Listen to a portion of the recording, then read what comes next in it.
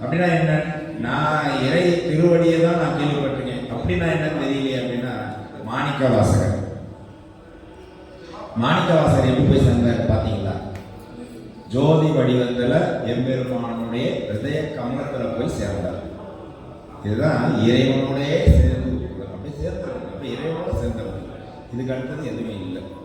அப்படி அந்த அளவு இருக்கணும்னா இறை உன்னோட முழுமையாக சேர்ந்துருக்கணும் அப்படிங்கிறது தான் இது பஞ்சாட்சரத்துடைய கருத்து. இன்னும் அதுக்குள்ள போனால் இன்னும் நிறைய கருத்துக்கள் இருக்கு, அதுக்குள்ள போகிறோம்.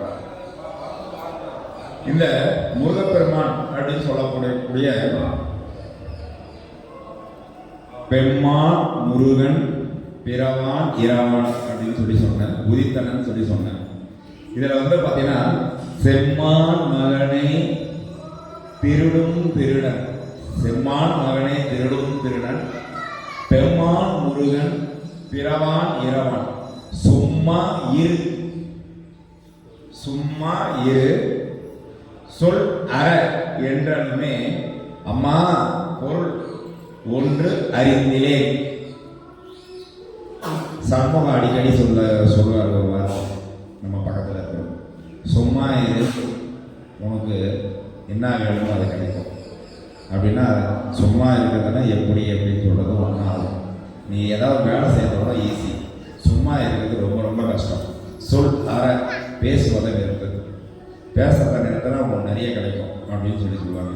ஆமாம், பேசுனா தான் கிடைக்கிறது கூட கிடைக்காது, பேசுனா கிடைக்கிறது கிடைக்காது, பேசாமல் இருந்தீங்கன்னா நிறைய கிடைக்கும். இதில் செம்மான் மகனே திருடும் திருடன், இதுக்கு என்ன பொருள் அப்படின்னா, வள்ளியம்மா இருக்கிறாள்ல, அவள் வந்து பார்த்தீங்கன்னா அழகிய மான் அவருடைய மகள், அதனால தான் செம்மான், செம்மான் மகள். இப்படி அந்த மகளை திருடும் திருடன் யாருன்னா பெம்மான் முருகன் எம்பெருமான், அவன் பிறவான் இரவான். இது சான்று. நான் முதலே சொன்னேன், முருகப்பெருமான் வந்து பிறந்தவனும் கிடையாது இறந்தவனும் கிடையாது, அவன் உதித்தனன். அந்த 4 பெருமக்களை பற்றி சொல்லணும், அதில் அவனை பற்றி சொல்லணும். ஸோ அருணையநாதன் இந்த முருகன் எப்படியாப்பட்டவன் அப்படின்னாக்கா, துதிக்கும் அடியவர் ஒருவர் கெடுக்க இட நினைக்கின் அவர் குலத்தை முதல் அற கலையும் எனக்கோ துணை ஆகும். புரியுதுங்களா? இந்த மாதிரி வேல்மாறல் முருகப்பெருமான் அது திருத்தணி அப்படின்னு சொல்லி சொன்னோம்னாக்கா, வேல்மாறல் அப்படிங்கிறது ஒன்று உண்டு. நாம நிறைய இடத்துல வேல் பூஜைகளை பண்ணி நம்ம வேல்மாறலை பற்றி நிறைய சொல்லிட்டு இருக்கோம். இந்த வேல்மாறல் அப்படிங்கிறது வந்து பார்த்தீங்கன்னா எந்த வகையை சேர்ந்தது அப்படின்னு சொன்னால், திருவகுப்புல வேல் வகுப்பு, வேல் வகுப்பு அப்படின்னு சொல்லப்படக்கூடிய இந்த வேல்மாறல் ஆனது ஔஷதம். ஔஷதம் அப்படின்னு சொல்லி சொன்னால் மருந்து. இந்த மருந்து எது எதுக்கெல்லாம் நல்லது அப்படின்னா, உடல் நோய், மனநோய், உளநோய். உடம்புக்கு அது ஒரு மருந்தாக இருக்கு, மனசுக்கு ஒரு மருந்தாக இருக்கு, உள்ளத்துக்கு ஒரு மருந்தாக இருக்கு. அப்படியாப்பட்ட மருந்து தான் பார்த்தீங்கன்னா வேல்மாறல். இந்த வேல்மாறல் அப்படின்னு சொல்லி சொல்லப்படக்கூடிய முருகனுடைய முதல் 4 வரி, திருத்தணியில் உதித்த முருத்தன் மலை விருத்தன் என உள்ளத்தின் ஒரு கருத்தன்மையில் நடந்து புகழேலே. இந்த வேல்மாறலை பற்றி ஒரு சின்ன விஷயத்தை சொல்லிடலாம்.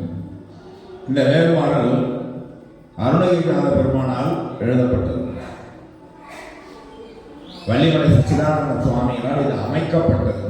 நிறைய பேர் வந்து பார்த்தீங்கன்னா வேல்மாறல்னா வள்ளிமலை சச்சிதானந்த சுவாமிகள் தான் அதை எழுதினார் அப்படின்னு சொல்லி சொல்லியிருக்காங்க. வள்ளிமலை சச்சிதானந்த சுவாமிகள் அமைத்து கொடுத்தார். இது எப்படி அமைத்து கொடுத்தார் அப்படின்னாக்கா, இந்த திருத்தணியில் உதித்தனும் ஒருத்தன் மலை விருத்தன் என உலகத்தின் உரை கருத்தன்மை நடத்துவுகன் வேலை அப்படிங்கிற இந்த ஒரு மந்திரமானது ஆற்றல் மிக்க மந்திரம். இந்த மந்திரம் ஒரு பாடலை எடுத்து அதில் வந்து 108 முறை வரா மாதிரி இதை அமைச்சு கொடுத்துருக்காரு. எப்படின்னா, முதல்ல 20 முறை வரும், கடைசியில் 20 முறை வரும். 20 என்னாச்சு, 40. இந்த வரிகள் இருக்கு இல்லைங்களா, இது 64 அமைப்பாக அனுப்பி அதில் எடுத்து வச்சிருப்பாங்க. 64 அமைப்பு வரக்கூடிய இந்த வரி ப்ளஸ் மேலே ஒரு 40, கீழே மேலே ஒரு 20, கீழே ஒரு 20, எவ்வளோ ஆச்சு? 104. இதே திருத்தணியில் உதித்தவர்கள் வந்து பார்த்தீங்கன்னா உள்ள ஒரு 4 இடத்துல வரும், மொத்தம் 108. ஒவ்வொரு வரிக்கு பின்னாடியும் நீங்கள் திருத்தணியில் உதித்தவர்கள் சொல்லுவோம். மொத்தத்தில் இந்த மாதிரி வரும் பொழுது 108 முறை நம்ம இந்த திருத்தணியில் உதித்தவர்கள்னு சொல்லி சொல்லி நம்ம முருகனை வழிபாடு பண்ணுறோம். விளங்குங்களா? சரி, திருநீர். இந்த திருநீரை பற்றி நம்ம சொல்லியே ஆகணும். வந்த வினையும் வருகின்ற வல்வினையும் கந்தன் என்று சொல்ல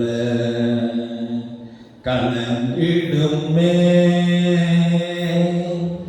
வந்த வினையும் வருகின்ற வல்வினையும் கந்தன் என்று கலங்கிடுமே. செந்தில் சேவகா என்று திருநீர் அணிந்தவர்க்கு செந்தில் நக சேவகா என்று திருநீர் அணிந்தவர்க்கு மேவவாராது வினையே. மேவவாராது வினையே. வந்த வினை, வரப்போற வினை, எந்த வினையா இருந்தாலும் கந்தன் என்று சொல்ல அந்த வினையே கலங்கிடும். அப்படி அந்த கந்தன் என்று சொல்ல போவது அந்த வினை கலையுது என்னும் போது செந்தில் நகர் சேவகா திருச்செந்தூர் செந்தில்நாதா அப்படின்னு சொல்லி திருநீர் வைக்கிறவங்களுக்கு இதுக்கு மேல வினை அப்படிங்கிறது ஒண்ணு கிட்ட வர்றதுக்கே அஞ்சுமா. மேல வராது வினை, உன்னை தொட வரக்கூட வினை கூட வராது போயிடும் அப்படின்னு சொல்லி சொல்றாங்க. இப்ப இதே மாதிரி எம்பெருமான் திருஞான சம்பந்த பெருமான் வந்து பார்த்தீங்கன்னா எம்பெருமானுக்கு இதே மாதிரி தான் கொடுத்துருக்கிறார். மந்திரமாவது நீரு வானவர் மேலது நீரு சுந்தரமாவது நீரு துடிக்கப்படுவது நீரு தந்திரமாவது நீரு சமயத்தில் உள்ளது நீரு சிந்துவர் வாயுமை பங்கள் திரு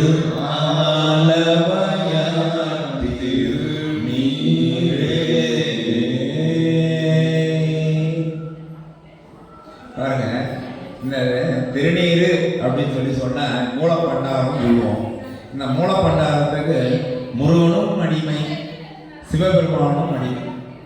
எதனை அழித்தாலும் அது சாம்பல். அந்த சாம்பல் அப்படிங்கிறது வந்து அதுதான் முக்தி நிலை. இன்னைக்கும் வடக்க தெற்க இல்லை வடக்க சுவாமிக்கு வந்து பஸ்மாபிஷேகம் அப்படின்னு சொல்லி ஒன்று போடுவாங்க. அது என்ன பஸ்மம் அப்படின்னு தெரியுமா? சுடலை சாம்பல். இந்த சுடலை சாம்பல் சுவாமி மேனி மேலே போட்டு அந்த மேனிலேருந்து எடுத்த அந்த சாம்பலை தான் நமக்கு திருநீராக அங்கே கொடுப்பாங்க. இந்த திருநீர் அப்படின்னு சொல்லி நம்ம சொல்லப்படக்கூடிய இந்த திருநீரானது நம்முடைய தமிழகத்தில் மட்டும்தான் உண்டு. அதுக்கு அந்தாண்ட எதுவுமே கிடையாது. அதே மாதிரி வழிபாடில் நடராச வழிபாடுன்னு சொல்லி சொல்லப்படக்கூடிய இந்த வழிபாடு இந்த தமிழ்நாட்டுக்குள்ளே மட்டும்தான் இருக்குது. தமிழ்நாட்டுக்கு மேலே போனீங்கன்னா எங்கேயுமே மலை வரைக்கும் எங்கேயுமே வழிபாடு கிடையாது. சரி, இந்த சிவபெருமான் கிட்ட நம்ம போகும்போது ஒரு விஷயத்த சொல்லணும். சிவபெருமான் என்னென்ன தொழில் பண்ணுறாரு? என்ன செய்யறாரு சொல்லுங்க. காத்தல்,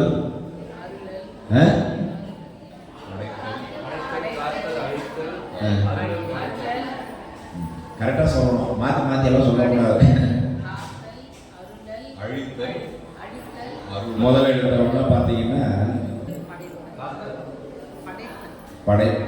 படைத்தல், காத்தல், அழித்தல், மறைத்தல், அருள்.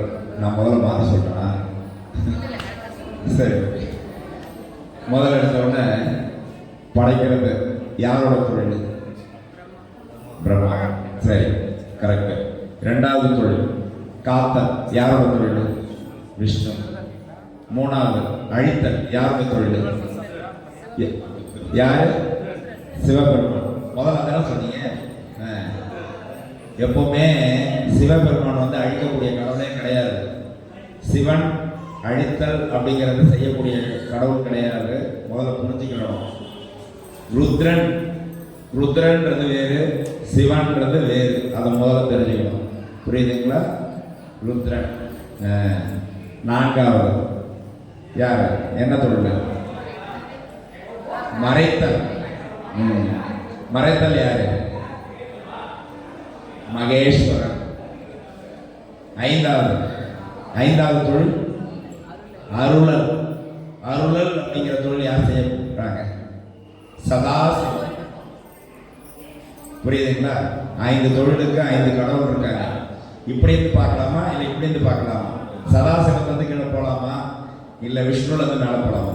விஷ்ணுல இருந்து மேலே போகலாமா? சரி, ஓகே. விஷ்ணு காத்தல், விஷ்ணுனா கிடைத்தல், காத்தல்.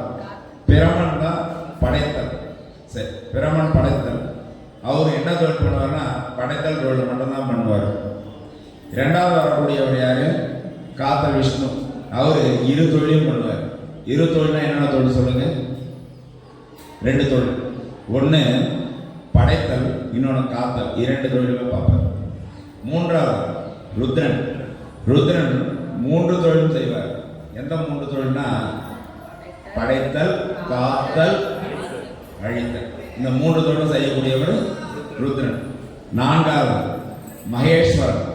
மகேஸ்வரன் அப்படின்னும் போது மறைத்தல் தொழில் உட்பட முன்னமே சொன்ன 3 தொழில், 4 தொழில் செய்யக்கூடியவர். ஐந்தாவது சதாசிவம். சதாசிவம்ன்றவர் வந்து பார்த்தீங்கன்னா 5 தொழில், அருளல் உட்பட 5 தொழிலும் செய்யக்கூடியவர். சரி, இந்த அருளல் அப்படின்னு சொல்லப்படக்கூடிய இந்த 5 தொழில் அப்படின்னா அப்படியே இந்த பக்கத்துல இருந்து ஒரு சும்மா ஒரு பார்வை.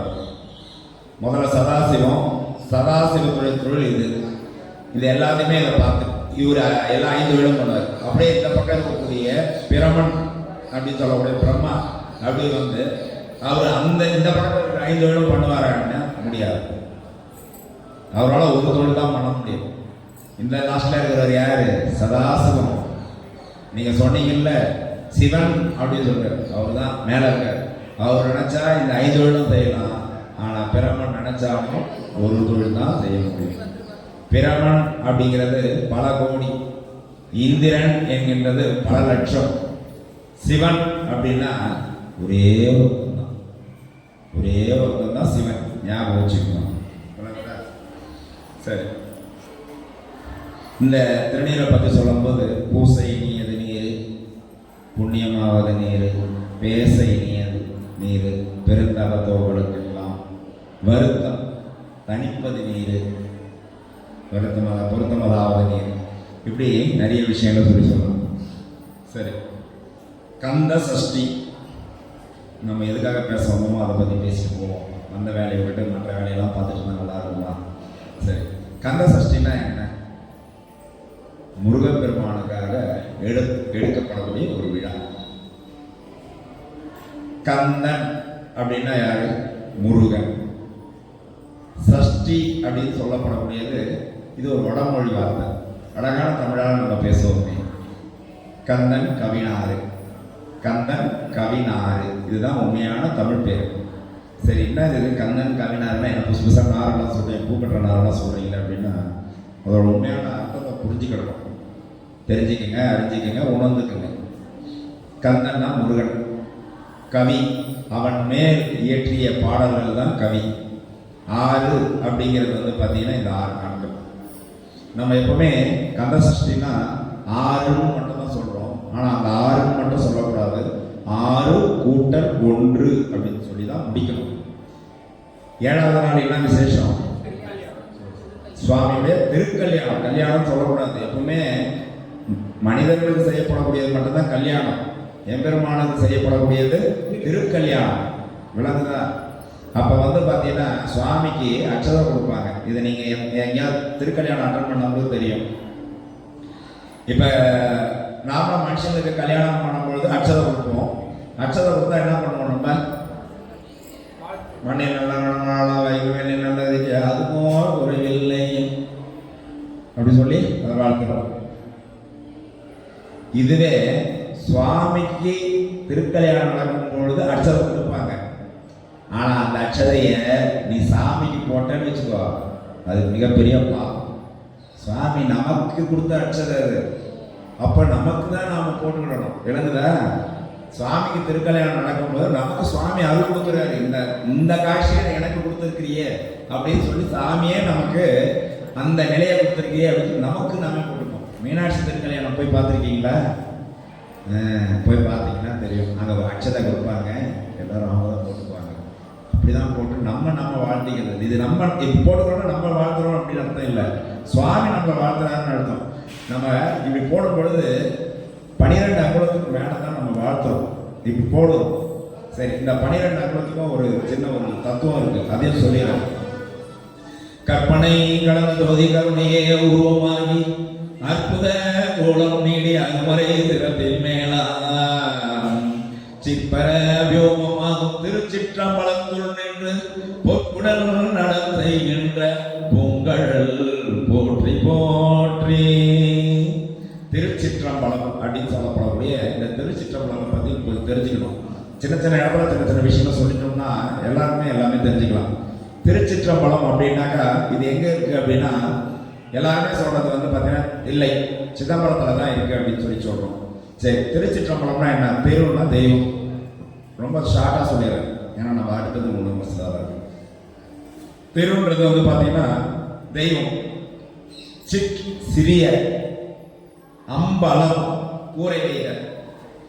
ஒரு உலகளந்த பெரிய சக்தியை வந்து ஒரு சிறு இடத்துல வந்து பார்த்தீங்கன்னா உள்ள ஆவாரம் பண்ணி இந்த சுவாமியால் நமக்கு திருவருள் அப்படின்னு சொல்லப்படக்கூடிய இந்த ஒரு தொழிலை செய்யக்கூடிய அந்த ஒரு இடம் திருச்சிற்றம்பலம். விளங்குச்சா? சரி, இப்போ கற்பனை கடந்த ஜோதியில் வந்து பார்த்தீங்கன்னா இது வந்து எல்லாத்துக்குமே சாட்சி இருக்கு, சும்மா இல்லை. 12ஆம் சேக்கட பெருமான் வந்து இது சொல்லியிருக்காரு. கற்பனை கடந்த ஜோதி கருணையை உருவமாகி, இந்த கருணையை உருவமான எம்பெருமானே கருணை உருவமாகி அற்புத கோலம் நீடி, இந்த அழகான உருவம் கொண்டு அற்புத கோலம் நீடி அருமறை சிரத்தின் மேலாம், என் தலை மேல சிரத்தின் மேலாம் சிக் பர வியோமம். சிக் பர வியோமம் அப்படின்னா சிக், அதாவது வந்து பார்த்தீங்கன்னா சிறப்பான பெருமை மிக்க. சிக் பரம், பரம்ன்றது ஒரு பரந்த ஒரு பெரும் பரப்பு, பரம் மேலான பரப்பு. அது கூட நம்ம இல்லை பரப்பில் உட்காந்துருக்கோம். இறைவன் இந்த மாதிரி பரப்பு இல்லை, அவன் அண்டத்துக்கும் மேலே இருக்கிறான், பிரபஞ்சத்துக்கு மேலே இருக்கான், அவன் மேலான பரப்பு இருக்கான். சிற்பர வியோம், அழகா அவன் வீட்டு இருக்கான். சிற்பர வியோம். திருச்சிற்றம்பலத்துள் நின்று பொற்புடன் நலம் செய்கின்ற பூங்கடல். எந்த பூங்கடல்? பூங்கடல்னா அருளல் அப்படின்னு சொல்லப்படக்கூடிய அந்த பூங்கடல். அந்த பூங்கடல் எங்க இருக்கு அப்படின்னா, ஒவ்வொரு மனுஷனுக்கும் தலைக்கு மேல 12 அங்குலத்துல அந்த எம்பெருமான் நடராஜ பெருமானுடைய உருவத்தை நீங்க மனசுக்குள்ள அப்படியே இப்ப நீங்க நினைச்சுக்குங்க. இந்த நடராஜ பெருமானுடைய தூக்கிய திருவடி, இந்த திருவடி எங்க இருக்குன்னா உங்களுடைய 12 அங்குலத்துக்கு மேல இருக்கு. விலங்குங்க தலைக்கு மேல 12 அங்குலத்துக்கு மேல இருக்கு. நீங்க எல்லா கடவுளையும் இப்படி கும்புறீங்க, அப்படி கும்புறீங்க, எப்படி கும்புறீங்க. சிவபெருமான் மட்டும் எப்படி கும்பிடுறோம்? அது அந்த மாதிரி இப்படி எடுத்து இப்படிதான் கும்பிடக்கூடாது. சிவசிவா சிவபெருமானை கும்பிடணும்னா இப்படிதான் கும்பிடணும். ஏன்னா நம்ம இப்படி கும்பிடும் பொழுது நம்மளுடைய கை வந்து 12 அங்குலத்துக்கு மேல இருக்கு. 12 அங்குலத்துல எங்க இருக்குன்னா அருளல் என்கின்ற திருவடி, தூக்கிய திருவடி இங்கதான் இருக்கு. நாம எதை பற்றி பிடிக்கிறோம் அப்படின்னா நடராஜ பெருமானுடைய தூக்கிய திருவடியை பற்றி பிடிக்கிறோம். புரிஞ்சுதா சொல்ல வந்தது? ஏனோ நானும் போனேன், கோயிலுக்கு போயிட்டு வந்தேன், சாமி கும்பிட்டேன் அப்படின்னு சொல்லலாம். எல்லாமே எதுக்காக போனோம், ஏன் போனோம், என்னத்துக்கு செய்யணும் இதெல்லாம் அப்படின்னு சொல்லி தெரிஞ்சு செய்யணும். சரி, ஓகே. தவறு இது. அதுல அந்த மாதிரி இல்லைம்மா. ஒரு உயிர் வணங்கக்கூடிய ஆறாம் அறிவுடைய ஒரு உயிர். ஆறாம் அறிவுனா யாருக்கு ஆறு அறிவு? மனிதன் மட்டும் தானே.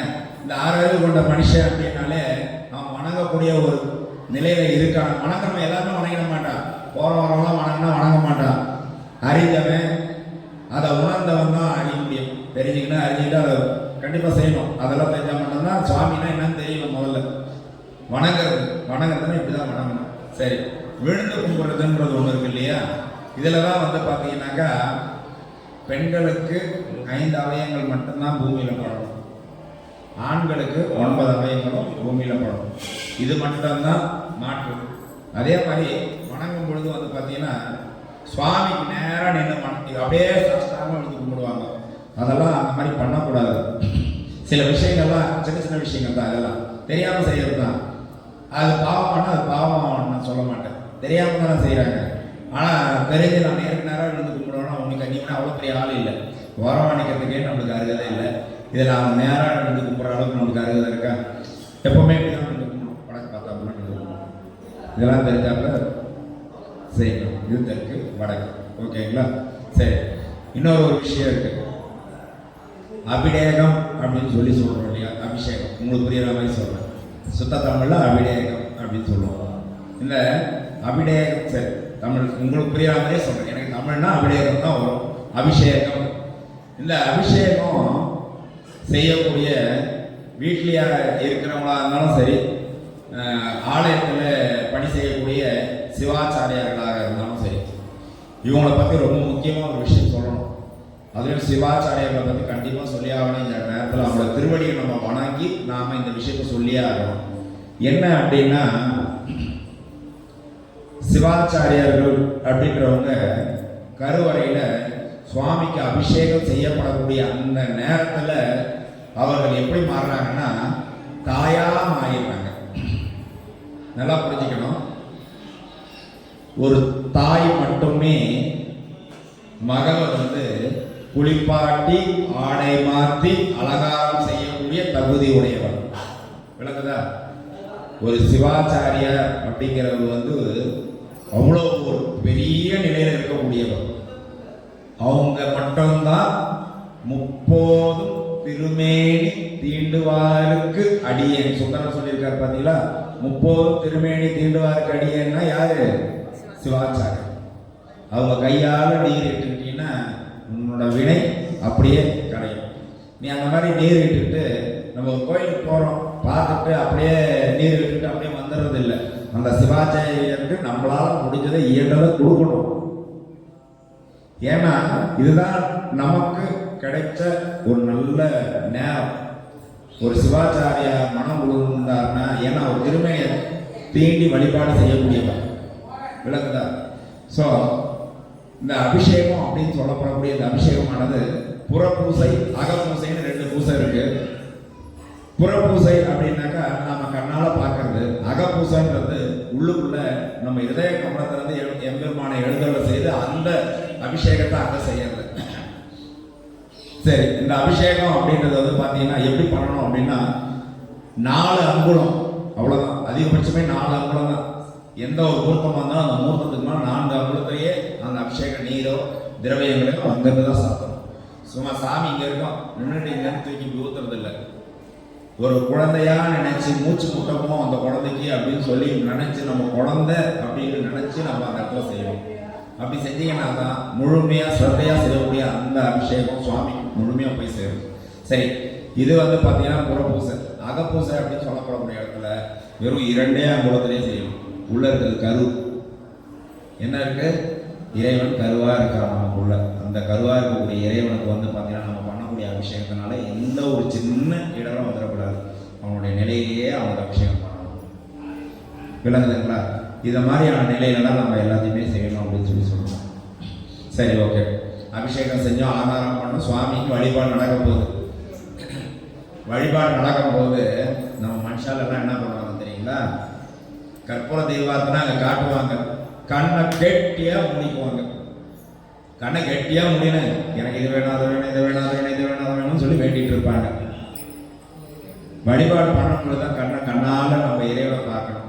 அந்த நேரத்தில் கண்ணை மூடக்கூடாது, முழுமையாக கண்ணை திறந்து சுவாமியை பார்க்கணும். சரி, வழிபாடு பண்ணும்போது என்ன நடக்குது? இப்போ கூட உள்ள பூஜை நடக்க இருந்தது. பூஜை நடக்கும் பொழுது என்ன பண்ணாங்க, இங்கே மேலே போடலாமா அப்படின்னு சொல்லி வந்து பர்மிஷன் கேட்டாங்க. உண்மைதான், நான் இப்போ அந்த பாவத்தை நான் இப்போ வாங்கிக்கிட்டேன் சுவாமிக்கு. இந்த வழி அந்த சத்தம், இது வந்து ஆக்சுவலாக சத்தம்னு சொல்லக்கூடியது. இது என்ன அப்படிங்கிறத நான் சொல்கிறோம். நம்ம வீட்டில் நம்ம வழிபாடு பண்ணும் பொழுது என்ன பண்ணுறோம்? மணிலேருந்து ஒளியை எழுப்புறோம். ஏன் அந்த ஒளியை எழுப்பி நம்ம சுவாமிக்கு வழிபாடு பண்ணுறோம்? சொல்லுங்க பார்க்கலாம், சொல்லுங்க. சுவாமிக்கு ஆனந்தம். சரி, யாராவது தெரிஞ்சால் சொல்லுங்க. ஏன் மணியை வைத்து நம்ம வழிபாடு பண்ணுறோம்னு ஏதாவது தெரியுங்களா? அந்த மணியிலிருந்து வர ஒளி வந்து நம்ம ஒருநிலைப்படுத்தும். மணியிலிருந்து வரும் ஒளியானது ஒருநிலைப்படுத்தும். உண்மைதான். ஆனால் இதெல்லாம் வந்து திருவாதிரை திருக்கூட்டத்து மாணவன் அப்படிங்கிறத சொல்லும் போது எனக்கு ரொம்ப சந்தோஷமா இருக்கு. என் பையன் சொன்னான் அப்படின்னு சொல்றேன். சரி, இதற்கான உண்மை விளக்கத்தை சொல்றேன், நல்லா கேட்டுக்கங்க. ஒரு ரோட்ல போயிட்டு இருக்கிறோம், திடீர்னு ஒரு இடத்துல ஏதோ ஒரு சரசரன்னு சவுண்டு கேட்குது. எல்லாரும் என்ன பண்றோம்? கவகனேன்னு திரும்பி பார்க்கணும். அங்கே என்ன நடந்ததோ அது நம்ம தேவையில்லாத விஷயம், அதை பற்றி இங்கே சொல்ல வேணாம். சவுண்டு கேட்டுச்சு, உடனே திரும்பணும். சவுண்டு கேட்டுச்சு, திரும்பணும். சவுண்டு கேட்டனோடனே கண்ணு போச்சு, மூளை அங்கே போச்சு, எண்ணெல்லாம் எதுவுமே இல்லாத போச்சு. நல்லா தெளிவாக புரிஞ்சுங்க. கண்ணு போச்சு, மூளை அங்கே வேலை செய்ய போச்சு, என்னன்னு தெரிஞ்சுக்கணும்னு யோசனை போச்சு, உள்ளுக்குள்ளே இருக்கிற எண்ணெல்லாம் மறைஞ்சு போச்சு. ஏன்னா எந்த ஒரு நல்லதையும் நேராக சொன்னால் யாருக்கும் ஏற்றுக்காது. இப்படி ஏதாவது ஒரு குறுக்கு புத்தியில் சொன்னால் தான் நீங்கள் ஏற்றுப்பீங்க. அந்த வகையில் தான் சொல்கிறேன். இப்போ இறைவன் கிட்ட வருவோமா? இறைவன் வந்து பார்த்தீங்கன்னா வழிபாடு பண்ணுறோம். வழிபாடு பண்ணும் பொழுது மணி அடிக்கிறோம்.